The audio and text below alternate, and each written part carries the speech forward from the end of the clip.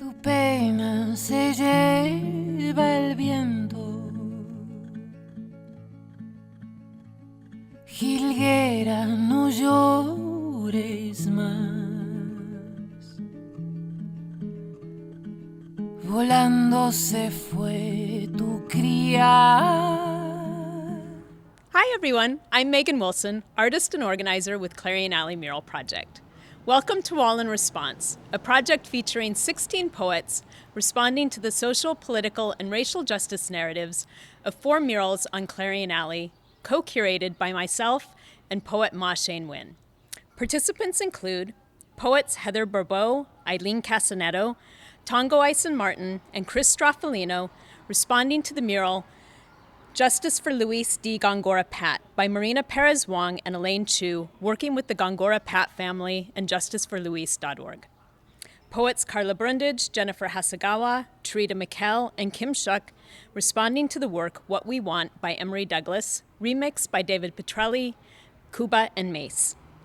Poets Celeste Chan, M.K. Chavez, Paul Corman Roberts, and Tim Zonnelly, responding to the mural Affordable Housing, Vivienda Asequible by the SF Print Collective, working with the Western Regional Advocacy Project, WRAP, and poets Youssef Alaoui, Jason Bayani, Jenny Lim, and Michael War, responding to the Arab Liberation mural by Art Forces, the Arab Resource Organizing Center, AROC, and Arab Youth Organizing, AYO. Wall in Response is made possible with the generous support of the San Francisco Arts Commission and the Zellerbach Family Foundation. Thank you for believing in our work. In selecting the murals for Wall in Response, I reflected on Clarion Alley Mural Project's role in the community over the past decade in response to the hypergentrification that has plagued the San Francisco Bay Area. The cultural shift has meant an epidemic of evictions, a significant decrease in our Black and Latinx communities, devastating income inequality, an overwhelming number of people who are unhoused, and a disturbing increase in police violence and fatal shootings of citizens by police.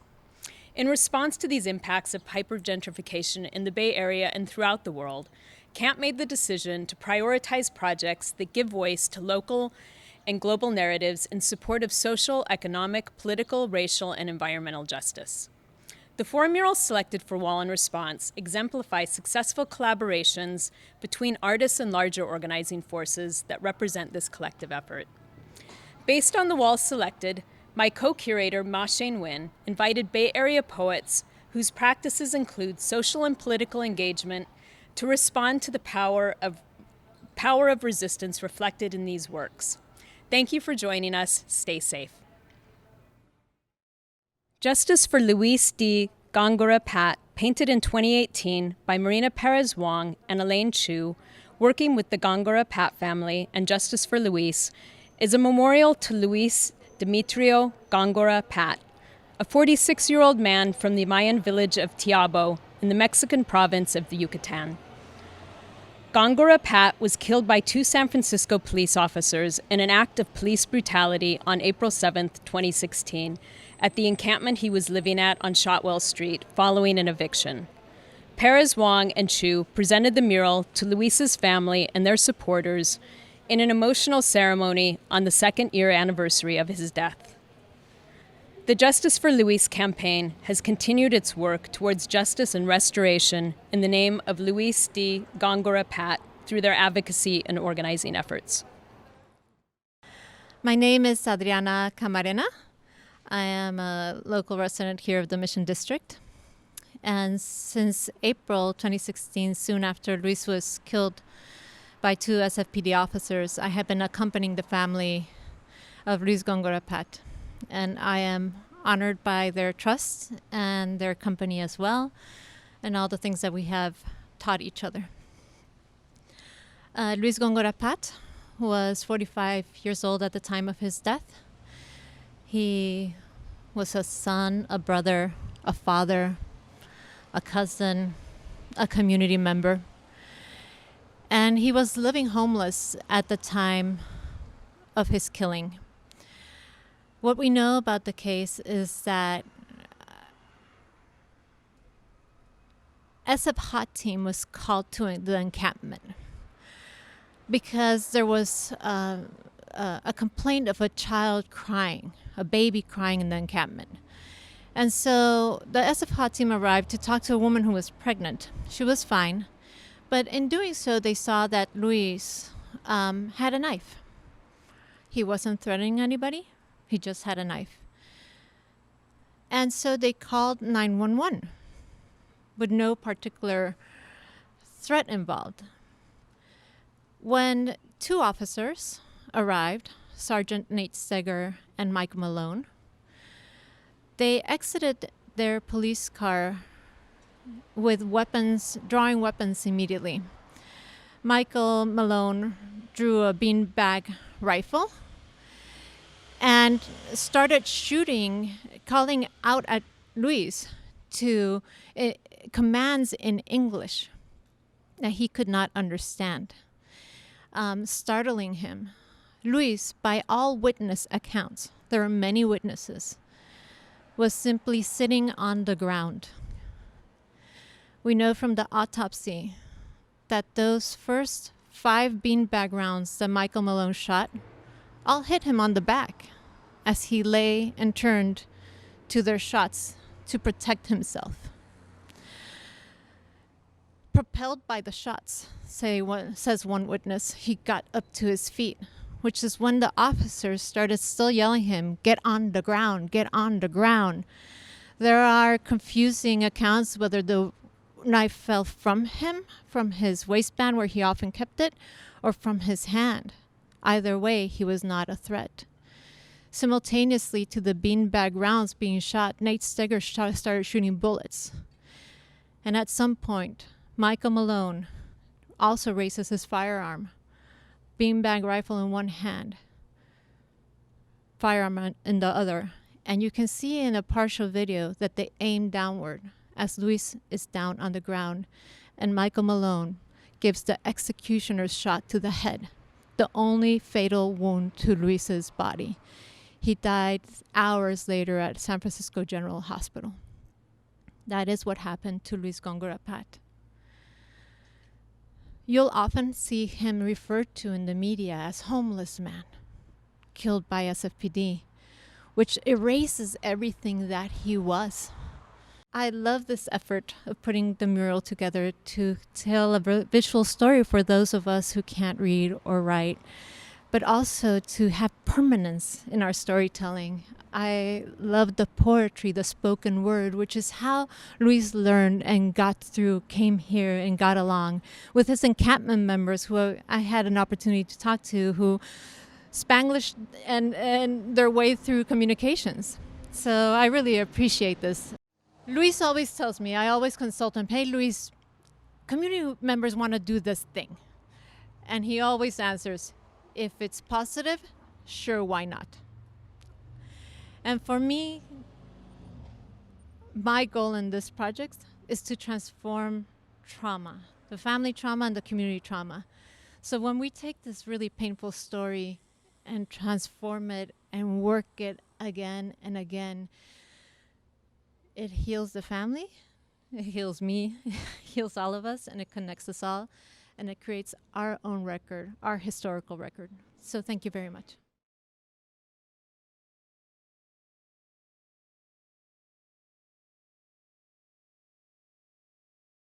Buenos días a todos.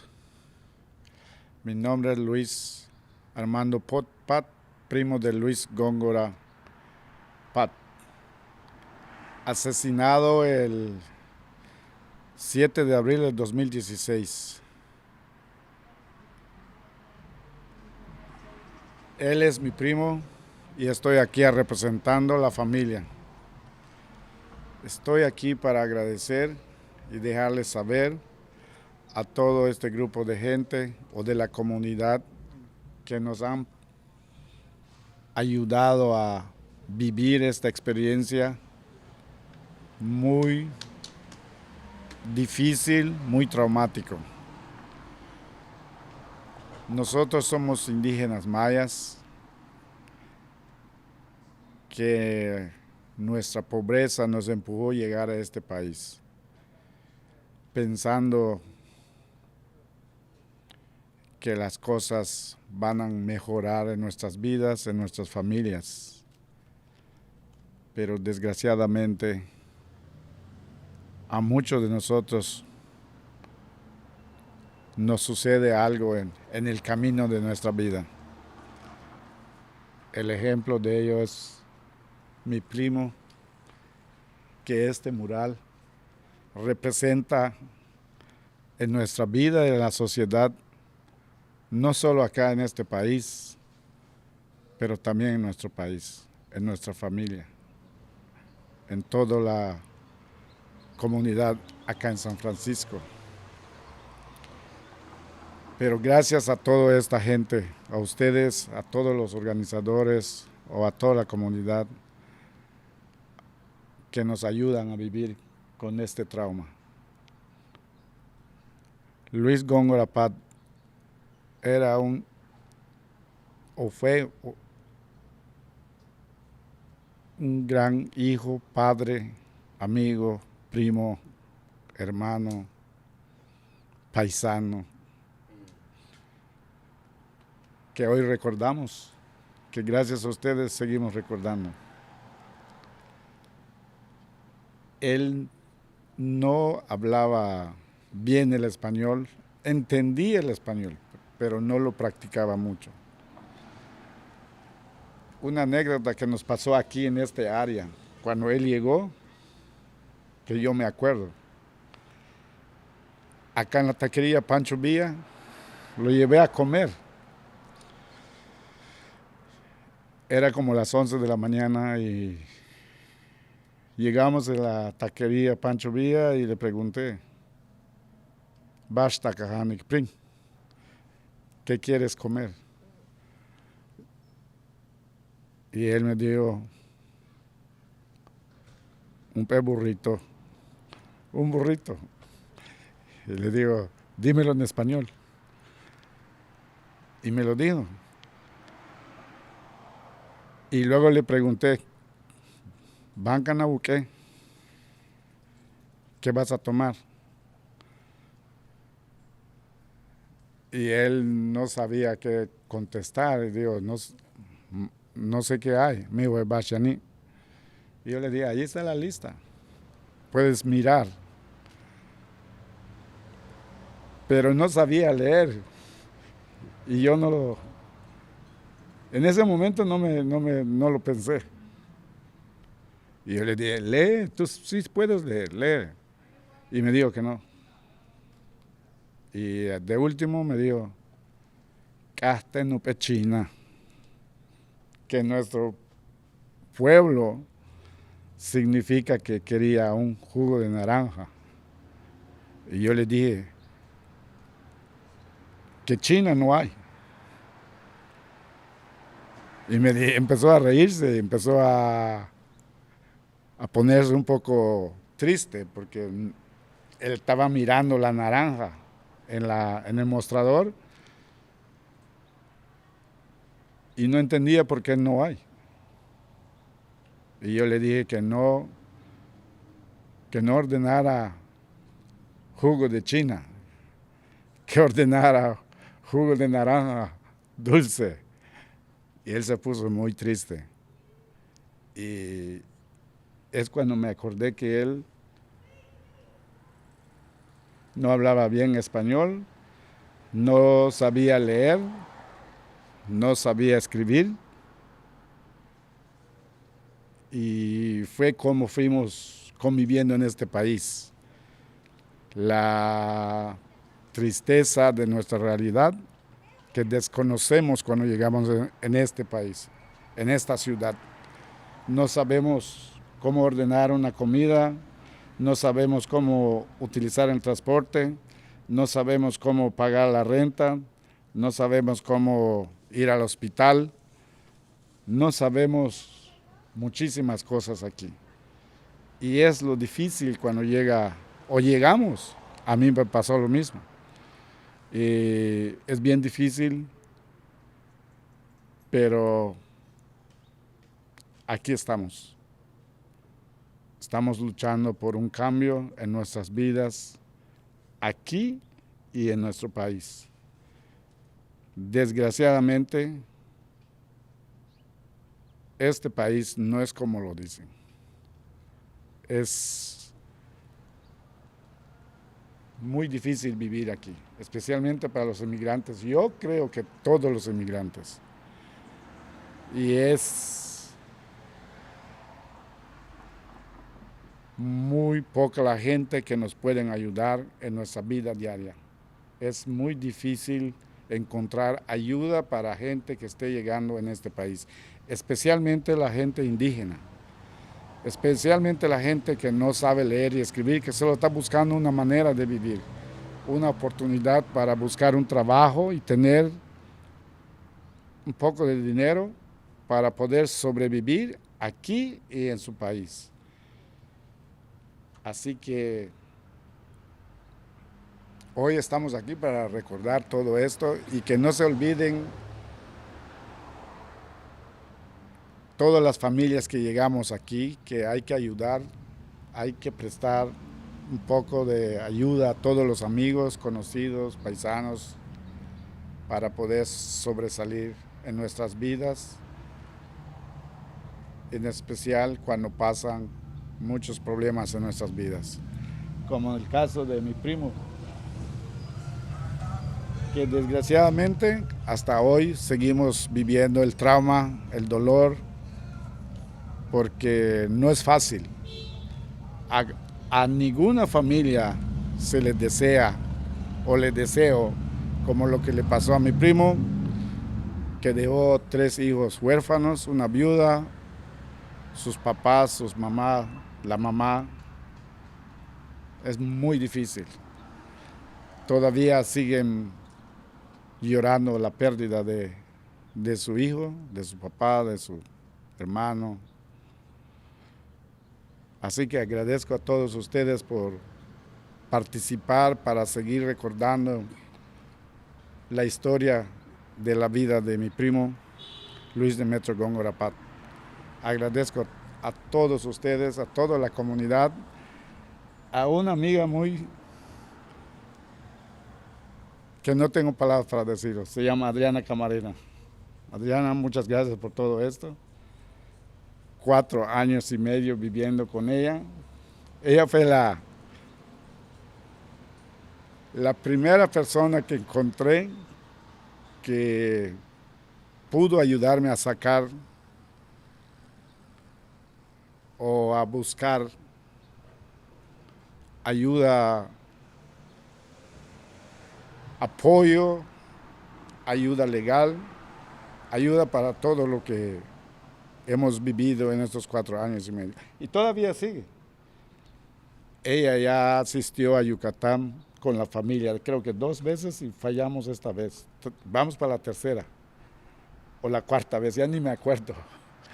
Pero agradezco mucho todo a esta gran mujer que no tengo palabras para agradecerlo. A Cris, a todos. Muchísimas gracias. Gracias a todos. Que tengan buenas tardes. 4 Bay Area poets, Heather Bourbeau, Aileen Cassinetto, Tongo Eisen-Martin, and Chris Stroffolino, read poems in response to the mural, Justice for Luís D. Góngora Pat by Marina Perez-Wong and Elaine Chu. Their practice and work speak to social and political community, and their poems honor not only the intent, but also his life. Poet Laureate of San Mateo County, Aileen Cassinetto, curates the social justice theme reading series, Power to the Poets, and is the author of the poetry collections Traje de Boda and the Pink House Purple Yam Preserves and Other Poems, as well as 3 chapbooks through Mariah Books' acclaimed Locofo series. In her poem, From the Vow Made, in honor of Luis Góngora Pat, she opens with the line, "Let this be an offering to the dead and sacred." From the vow made in honor of Luis Demetrio Góngora Pat. Let this be an offering to the dead and sacred. Pozole, pavo, poema, sapo. What was sown on fallow ground was corn, white as bone. Let the earth and the little water it holds shelter every tassel and blister. Let it yield a crop.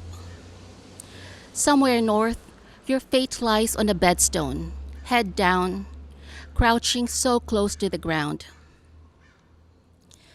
Sapo, when you cross the border, you will not be coming back. You will be called migrant and vagrant. The last words you will hear are foreign and without mercy. But from a vow made, there will be offerings like this. Growing in rows, swearing justice in your name. Poet Heather Bourbeau has worked with various UN agencies, including the UN Peacekeeping Mission in Liberia and UNICEF Somalia. She is the winner of La Piccioletta Barca's inaugural competition and the Chapman University Flash Fiction winner. El Honor de Luis is part of her latest collection, Monarch, a poetic memoir of overlooked histories from her American West. In her poem, El Honor de Luis, she writes, "I was poor, but I still provided. I was unhoused, but I still found friends. I struggled, but I still found joy." El Honor de Luis. I was an immigrant, classic American tale, farm worker wanting better for my children. 3,000 miles, 14 years, missed birthdays and baptisms, remittances and remembrance. So few spoke my language here. For this, should I be killed? I was Maya, cornfields and altars, Quetzalcoatl and Kukulkan, Chaya and Loros, Harana and Guayaberas, yucca and honey, small home built with money sent over 7 years. For this, I was a Mexican, sold horse and summer harvest to join my brother north, Milagro and Virgin, found work and community, house of mold and bedbugs, rodents and roaches, 5 men, 2 beds, beer and soccer. For this, I was poor, but I still provided. I was unhoused, but I still found friends. I struggled, but I still found joy. For this, April 7th, 2016, in need of food and shelter, counselor and advocate, I became a number. 30 seconds, 4 beanbag shots, 7 bullets as I lay on the ground. Even if you never knew my name, in Kushtal, my life had value. Flowers and candles, photos and saints. Ask my wife who seeks answers and comfort. Ask my mother who had to bury her child. Ask the trees that still long for the air I once breathed. Allensworth. When you reimagine landscapes and liberties, you must remember who controls the drip and drought controls the dream.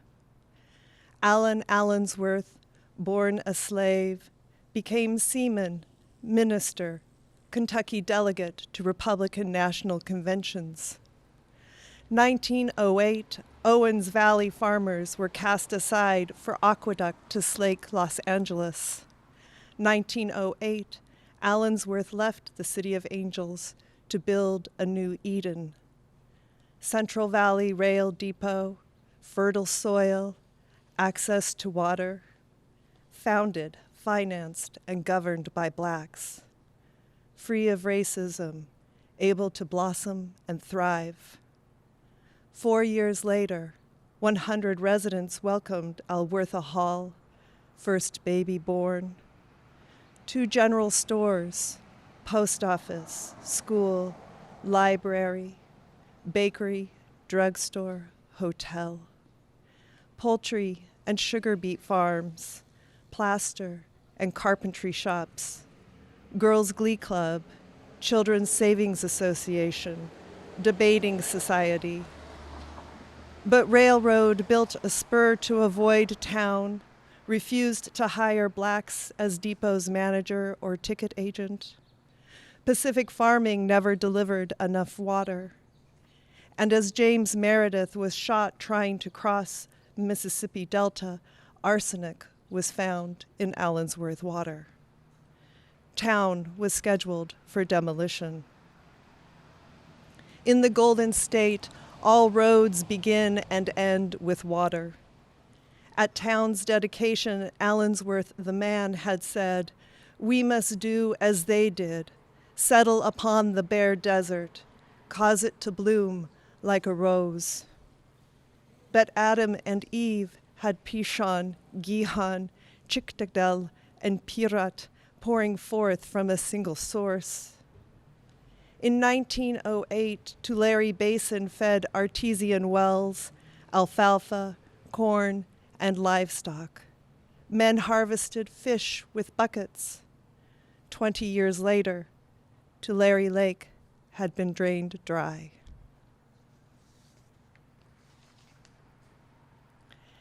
At the Midnight Mine, twin brothers uncovered the glow where the Spokane and Columbia rivers meet, on discarded land too rough to plow. Cold War, hot rocks, patriotism, pride. Through town to mill, crush and beat, patty cake, yellow cake, paycheck man. Miners brought home playthings, hard rubber balls, pretty green rocks, dust between trucks, dust in the air, dusty work clothes washed off-site. Near the pit, women tanned deer and elk hides. Sweat lodges had tainted willow and water. Young man swam in the river, ate roots and berries and wild game, died of a rot that started in his bladder, spread through his limbs. Volunteer gravedigger worked the mind, blesses too many plots with sage and sweetgrass, thought he was providing for a family he contaminated every day.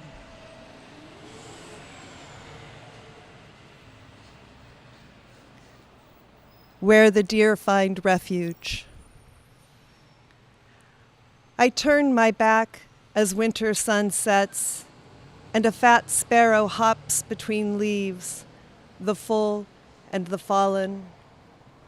I fix a cup of tea, milky and sweet, and worry a knot behind my shoulder blade, my infallible corporeal rosary. There used to be a chapel in a building that no longer exists.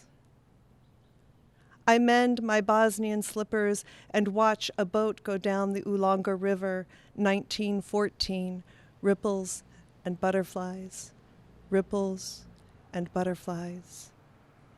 There will be more time yet to cry, to rage, to hold each other.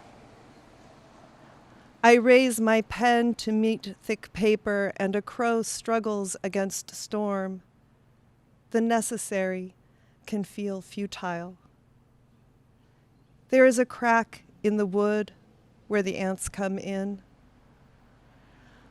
I welcome the jazz of rain on roof and wonder where the deer find refuge. Be grateful, be alert. Hard rains. Hard rains. Thank you.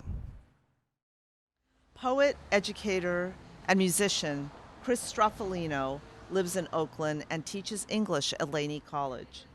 He is the author of Drinking from What I Once Wore and Slumming It in White Culture. In his poem, Cultivating Resistance, he writes, Lady of Guadalupe, the bringer of maize, mother of corn, healing goddess sustaining divine feminine energy, who emblazoned the Zapatistas' banners, bringing attention to the plight of farm workers, migrants, undocumented, scowling at the police headquarters across the street, but with hands too busy praying to hold a gun. Cultivating resistance. The devil's in the details, in the ex-votos, but there she hovers, large, in the middle, between the living and the dead, between the Mayan rural on the left and the American city on the right. The Lady of Guadalupe, the bringer of maize, mother of corn, healing goddess, sustaining divine feminine energy, who emblazoned the Zapatistas' banners, bringing attention to the plight of farm workers, migrants, undocumented, scowling at the police headquarters across the street, but with hands too busy praying to hold a gun, calling on us to recognize our spiritual connectedness, to move beyond our fears of separateness, to fight the borders between countries, to help us find in the bloody red rectangle the green of cultivating resistance and justicia contra asesinos, to celebrate the spirit of a man who lived sacrifice, who became homeless building his family's home, and even when homeless, sent money from cans he collected, who made something out of nothing that wasn't nothing until something came around. Luis Góngora Pat, working class hero. Bettina Love's right when she says social change cannot happen without art for joy and resistance. But how to find joy right now in a country where God rhymes with gun, flows like capitalism's cancerous growth, like the IMF and NAFTA making a killing, forcing Mayans like Luis and Jose from their families in the communal ejido, as if a maquiladora or selling a horse in a summer's harvest to pay for a coyote to work 14-hour days, washing dishes in a sanctuary city and living with 5 people in a single room with mold-encrusted walls, crumbling ceilings, busted plumbing, communal bathrooms filled with rats and cockroaches for 10 years is somehow the American dream of upward mobility, and then be evicted for not speaking English. Would we be strong enough to take it? Will the developers ever think of listening to better guardians of the land than we could ever be, as I sat in Mel's Diner in 2004, not even bothering to thank Luis for helping keep prices a little lower than if whites had done it? America, we tried to kill Luis's soul long before the killer cop who still got a job. In the plutocratic technocracy of Frisco's disembodied son, settler colonialism and environmental destruction are one. And what's the difference between a missionary with a gun and a homeless outreach worker calling 911? Poet, movement worker, and educator Tongo Eisen-Martin, author of Someone's Dead Already and Heaven is All Goodbyes, which received the California Book Award and an American Book Award. His latest curriculum on extrajudicial killing of Black people, We Charge Genocide Again, has been used as an educational tool throughout the country. In Pennies for the Opera, he writes, "We are houseless now, and dancing our waistlines into a courtroom floor." Our perfect confidence in the sun. In commemoration, every tambourine 1,000 miles in every direction, playing in a California rent party, rattlers dancing and bleeding over God's non-whitened skin, waiting for the cornfield to shrug, we are forgetful, but your ancestors nevertheless, slowing down the poem to the speed of sweet light, the speed of bedless deaths, the bones of fast friends near a pile of first fruits, a pile of imperialist failings. Oppressor and oppressed give their guns the same nickname. Underground working class sort of goes back to school, sort of studies revolution. The summer belongs to itself now, as does a sharecropper's guide, as does the death mask. Real advice from Malcolm, real rose cords over my Memphis skeleton. A tenor part before dying, playing to our waning blood pressure, our penny-plated gun, the last of the space-time tuck. You know, white people would have sold us standing naked on anything. Sold us off a huge garden crystal or peacock feather. Sold us off a stack of doo-wop records if they could, would have sold us off the perfection of the cosmos. Forestry of drug paraphernalia, suburb spikes in the grass. Syringe jungle like a sick bed. Execution needle that became a society's bottleneck. Preamble noose talk or nuclear scientists thank for their work.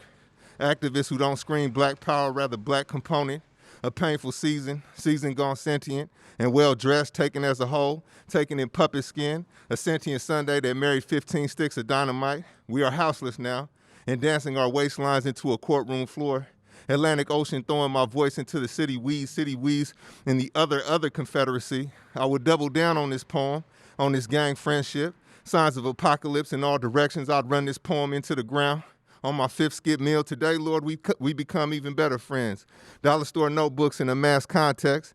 Pen cap full of bullets. California color line is played out with necro protest types who sleep on the other earth while we are waiting to shoot on a muralist's behalf.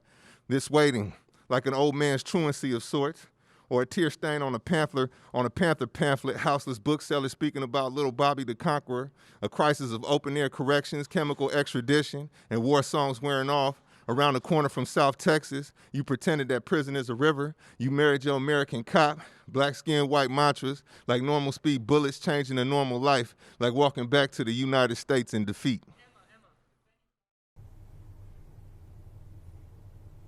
This is Aileen Cassinetto's poem from the vow made. Del juramento hecho en honor a Luis Góngora Pat. Que esto sea una ofrenda a los muertos y sagrados. Pozole, pavo, poema, sapo. Lo que se sembró en barbecho era maíz, blanco como el hueso. Deja que la tierra y la poca agua que retiene albergue cada borla y ampolla. Deja que rinda una cosecha.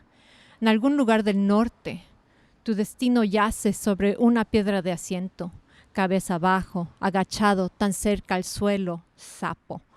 Cuando cruces la frontera no vendrás de vuelta, serás llamado migrante y vagabundo. Las últimas palabras que oirás serán extranjeras y sin piedad, pero de un juramento hecho habrá ofrendas como esta, creciendo en filas, jurando justicia en tu nombre. This is by Heather Bourbeau. En honor de Luis. Yo era un inmigrante, cuento americano clásico, campesino con ganas de algo mejor para sus hijos. 3,000 millas, 14 años, extrañando cumpleaños y bautizos, remesas y recuerdos. Muy pocos hablan mi idioma aquí. Por esto debieron matarme. Yo era maya. Milpas y altares, Quetzalcóatl y Cuculcán, chaya y loros, jarana y guayaberas, yuca y miel. Pequeña casa construida con dinero enviado durante 7 años. Por esto. Yo era mexicano, vendí caballo y cosecha de verano para alcanzar a mi hermano norte, milagro y virgen. Encontré trabajo y comunidad, casa de moho y chinches, roedores y cucarachas. 5 hombres, 2 camas, cerveza y fútbol. Por esto. Yo era pobre, pero seguí dando sustento. No tenía casa, pero aún así encontré amigos. Sufrí, pero aún así encontré alegría. Por esto. 7 de abril de 2016, con necesidad de comida y refugio, consejero y defensor, me convertí en un número. 30 segundos. 4 tiros de bolsas de goma, 7 balas, mientras yacía en el suelo. Incluso si nunca supiste mi nombre, en Kushtal, mi vida tenía valor. Flores y velas, fotos y santos. Pregúntale a mi esposa que busca respuestas y consuelo. Pregúntale a mi madre quien tuvo que enterrar a su hijo. Pregúntale a los árboles que aún anhelan el aire que alguna vez respiré. Luis, by Stroffolino. Luis Góngora Pat héroe de la clase trabajadora. Bettina Love tiene razón cuando dice, cambio social no puede suceder sin el arte para la alegría y la resistencia. Pero ¿cómo encontrar alegría ahora mismo en un país donde Dios rima con arma, fluye como el crecimiento canceroso del capitalismo, como el FMI y el Telecan, obligando a mayas como Luis y José a ir lejos de sus familias y del ejido comunal, como si una maquiladora o vender un caballo y una cosecha de verano para pagar un coyote para trabajar 14 horas al día lavando platos en una ciudad santuario para los blancos, que ni siquiera piensan en escuchar la sabiduría de mejores guardianes de la tierra, de lo que jamás podríamos serlo, es de alguna manera movilidad ascendente. Centavos para la ópera, de Tongo, Eisen-Martin. Nuestra perfecta confianza en el sol, en conmemorar cada pandereta 1000 millas en todas direcciones, jugando en una fiesta californiana para juntar fondos para pagar el alquiler, cascabeles bailando y sangrando sobre la piel no blanqueada de Dios, esperando que el maizal se encoja de hombros. Somos olvidadizos, pero aún así, tus ancestros, lentificando el poema a la dulce velocidad de la luz, la velocidad de muertos sin camas, los huesos de grandes amigos cerca de una pila de primeras frutas, una pila de fracasos imperialistas, opresor y oprimido dando a sus armas el mismo apodo, clase trabajadora subterránea, como que regresa a la escuela, como que estudia revolución.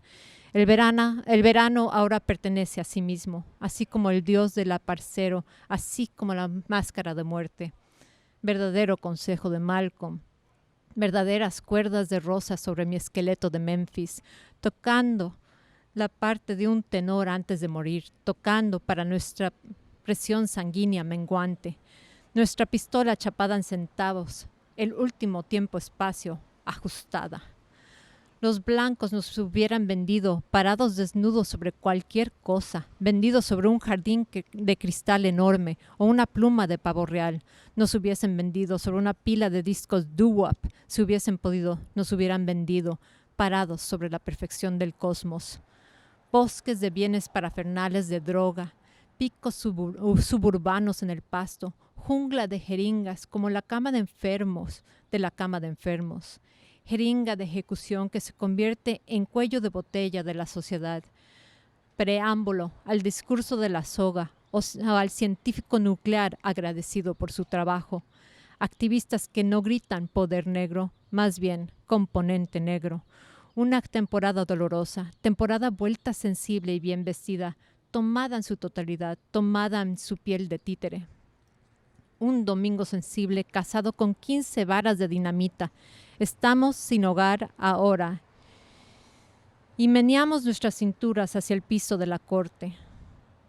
El océano Atlántico tira mi voz a las malas hierbas de la ciudad, malas hierbas citadinas de la otra confederación.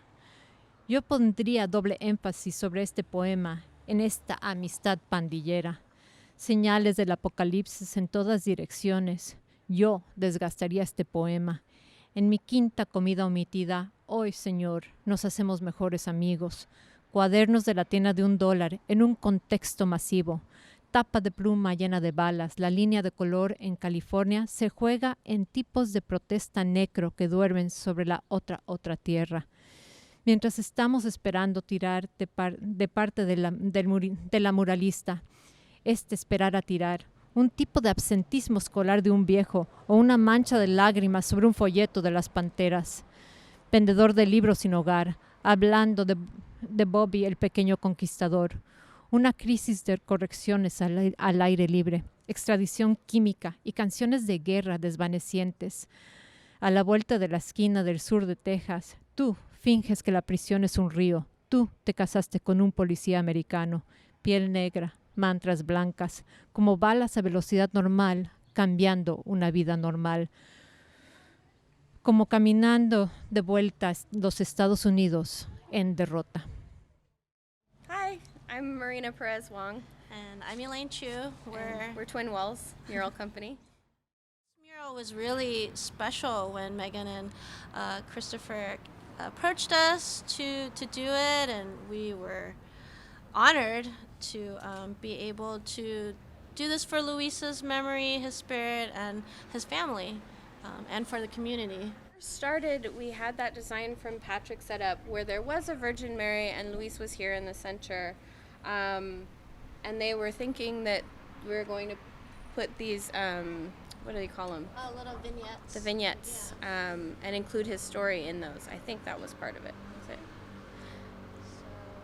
So we and then his family wanted some Mayan elements from where he was from. Yeah, I think so. We felt like that was really important. So a few things. I mean, the Quetzalcoatl going around.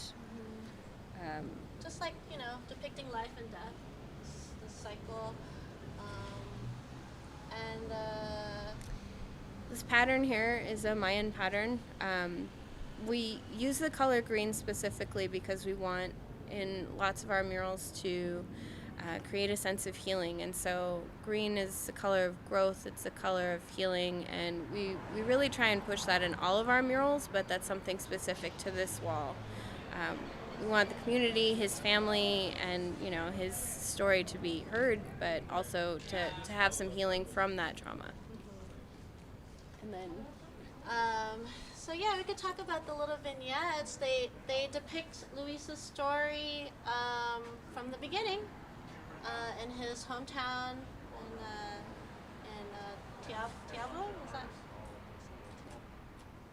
I forget. Teabo. Yeah. Teabo. Thank you.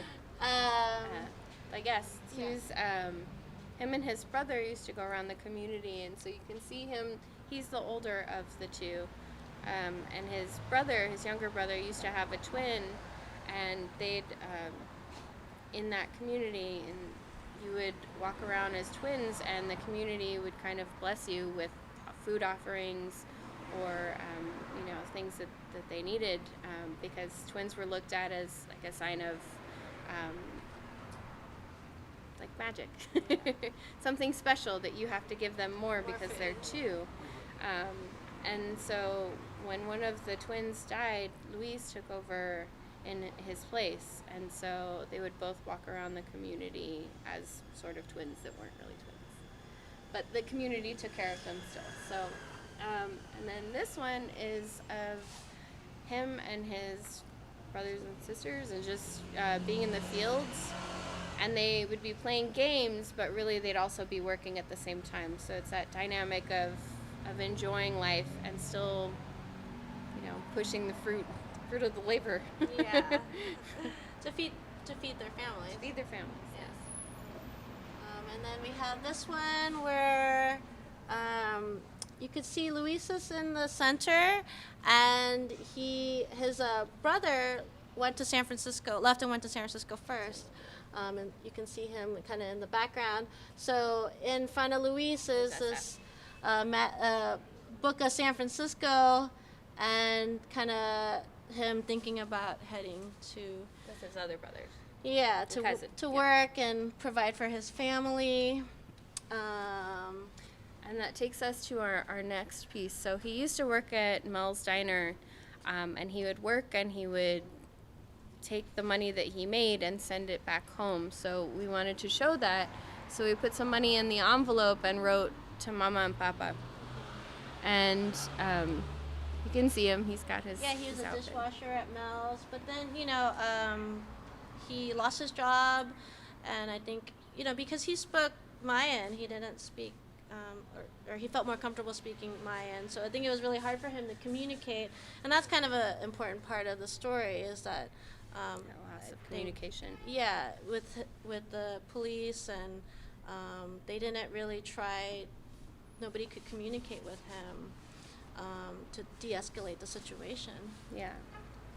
And so with the struggles that losing his job, I think he had some setbacks, and he was evicted from his place on Market Street. You can see his stuff thrown away in a dumpster, and I don't think he ever really recovered from that. I mean, even then, I think he was still sending money home, I believe, right? Like, whatever he made, he was trying to send money home. So he'd be homeless, but still working. So that's the case for lots of people that are in this situation. And then, the last vignette we painted in black and white. And that one was really hard for us to figure out how to depict. We didn't know how to depict death, because Marina and I normally don't do that. No. Yeah. But that's an important part of the story. The fact that somebody called 911 on him, saying, I don't know, that they were threatened by him. Because he had a knife, or he seemed erratic. Yeah. And so they called the police. And so you see For what him happened. to just be sitting against a door, not hurting anybody, with a ball. Actually, the corn here is also representative of his Mayan roots. Corn is like a really important factor in life for most Mexican Americans. And so we wanted to show growth and continuation in life through the corn as well. And then the Virgin Mary is, I don't know if you can see, she's Mayan. We wanted her to look not like the European version of the Virgin Mary, but like somebody who looked like him, who could have been like somebody like his mother. And she's scowling in that direction, not for no reason, but because literally across the street there is a Mission Police Department. So we wanted them to know that she's judging them for their actions and scowling very appropriately. And then we have Luis. We painted him when he first came to San Francisco, so younger, just to keep alive that hope and dreams that he had, and a lot of young people that traveled to San Francisco to provide for their families or find a better life. And so keeping his spirit alive. And that Milagro is part of that also, to kind of show his spirit lives on. Tu pena se lleva el viento, jilguera, no llores más. Volando se fue tu cría y nunca más volverá. Así le cantaba un nido el niño que lo encontró. Pensaba en su madre buena y en una copla su amor juró. Pensaba